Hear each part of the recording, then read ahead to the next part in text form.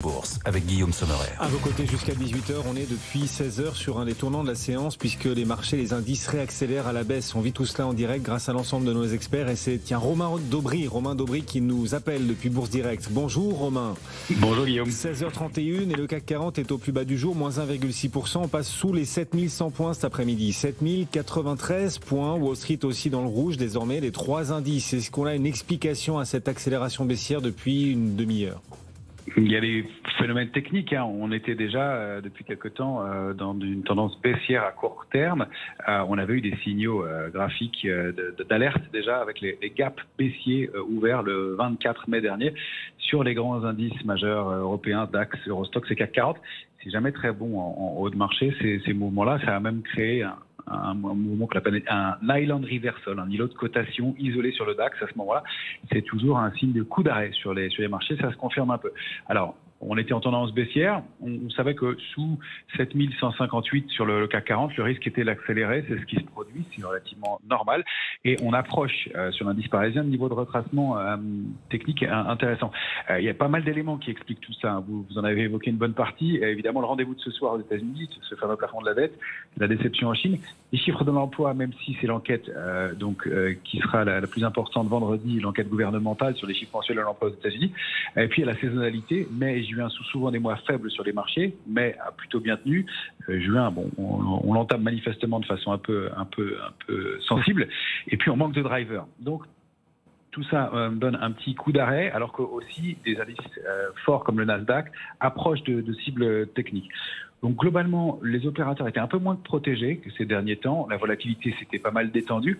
La bonne nouvelle, c'est que dès que le marché baisse un peu, elle se tend à nouveau. On est à plus de 16 sur la volatilité sur le CAC 40. On s'éloigne des niveaux d'optimisme.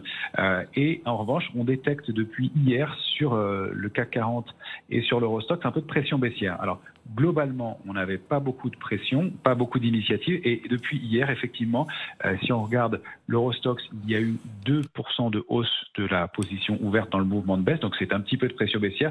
Sur le CAC 40, c'est un peu plus, c'est presque 4%. Donc la spéculation a un peu choisi son camp. Il y a un peu de pression de ce côté-là. Reste que on approche du niveau de cible important. C'est pour nous la zone d'alerte de moyen terme. Elle est située sur le CAC 40 entre 6994 et 7074.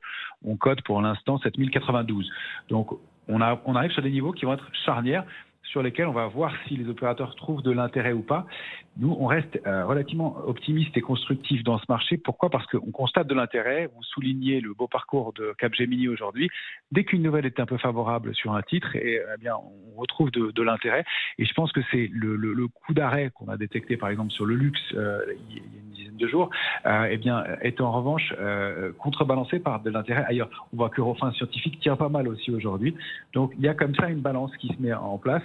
Reste que sur les indices américains, un indice comme le S&P, la zone 4218-4273 est un très très gros plafond de verre.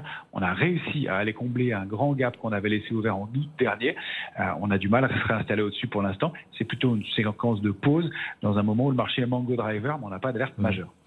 Petit zoom sur Capgemini, effectivement, plus forte hausse en l'occurrence du CAC 40 dans cette séance de baisse. La hausse de Capgemini vraiment attire l'attention. C'est une hausse importante de 6,5% en ce moment Capgemini, qui annonce l'extension d'un partenariat stratégique dans l'intelligence artificielle, notamment avec Google Cloud. Et dès qu'on parle d'IA, les titres s'envolent. Et on le voit aujourd'hui sur Capgemini, dont on a le sentiment que les investisseurs découvrent les liens plus ou moins directs avec cette thématique porteuse ou prometteuse de l'intelligence artificielle. Plus 6,5% Capgemini. Est-ce que vous estimez que le potentiel technique pour la suite reste important ?